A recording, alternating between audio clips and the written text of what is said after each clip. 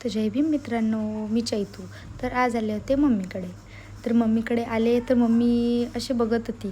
मग तिच्याबरोबर थोडीशी मज्जा मस्ती केली आणि ती हसत होती. त्याच्यामुळं मग मज्जा मस्ती केली आणि ती स्वयंपाक करत होती. सो तिला म्हणलं दे, राहिलेल्या 2 चपात्या मी करते.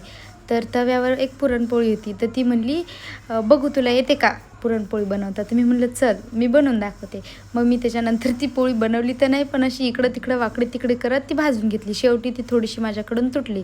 तर असो, मग मी टाकलेली चपाती भाजली आणि फ्राय करून घेतली आणि इकडं थोडंसं फ्लेक्स मारत होते.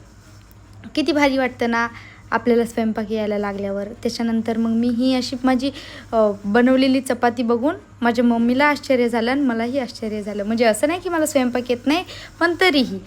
तर मग आज माझ्या मम्मीकडं बेत होता पुरणपोळीचा. आमच्या इकडं धोंड्याचा महिना लागला की असं बेत करतात आणि पोरीला जेवायला बोलवतात घरी. त्याच्यानंतर मग मी आणि बबड्या घरी यायला निघालोत आणि राधा चौकात एवढं जास्त ट्रॅफिक होतं, खूप जास्त. माहिती नव्हतं काय झालं, पण खूप जास्त ट्रॅफिक होतं. आम्ही अर्धा घंटा ट्रॅफिकमध्येच होतो. त्याच्यानंतर फायनली कसाबसा रस्ता काढत घराकडे आलो. मग घराकडे आल्याच्यानंतर फायनली घरी पोहोचलो. घरी पोहोचल्याच्यानंतर दार उघडून बघितलं तर सगळं जिकडं तिकडं पसारा असाच होता. कारण सकाळी उशीर झाला होता, त्यामुळे आवरून काहीच गेली नव्हती. आणि हे असं आरशात बघत फ्लेक्स मारत होती. दिसत तर काय नव्हतं, पण उगीच. सो हा होता माझा मिनी ब्लॉग. तर आवडल्यास नक्की लाईक करा आणि पुढचा ब्लॉग बघायला विसरू नका. So bye bye.